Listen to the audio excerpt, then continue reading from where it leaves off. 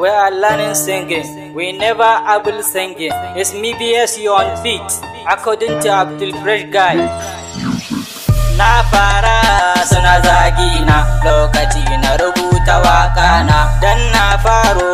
aiki na waɗansu ke san su kushe na yaya za ku yo da ikon rabbatun da shi ne ya kagi raina godiya nake ga umma na ita ke yin addu'a a kaina kuma masoya na gode sanadin ku nake yin waka na abokanai na da yayyaina kuma kuna addu'a a kaina a waka dan koyo ne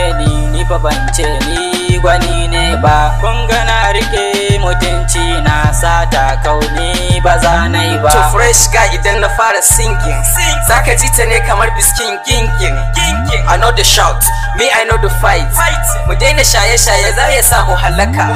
ya saka sata har wasu su doka su dinga duka I don't care about ke ka jama kanka Fresh Guy zamani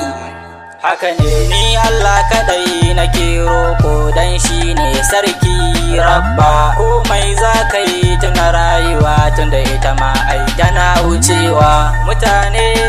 ku gaggane BSU na yo farawa komai na san yana wucewa har rayuwa tana gushewa lokaci yayi na san bako ne da ya zo san baya tsayawa ya abin da ya dame ka dan uwa kulmar wani ni ba zanai ba rayuwa kun san na juyawa yau gashi ta juyo kaina I love you my fans you know mantawa da ku ba zanai ba ka san gaskiya akwai daɗi a rayuwa sai kai rikewa hanyar nema akwai yawa ne waka ita na rikewa kada dai kayo mamaki na rabbi shi ya so ba ni ne ba kar ka ja da ikon sarki na shi ya baka yabban zabi na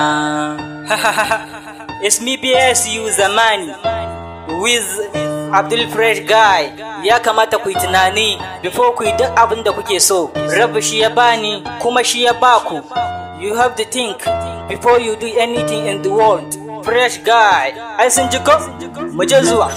let's go zaman duniya iyawa ne hakuri kuma magani shi ne mun zo duniya ibada ne za ka gari ba a lahira ne masoyiya ba na da ita amma kuma na san kauna yan uwana suna sona dan haka na san soyayya waka ilimi ce ba kowa ke iya yi ba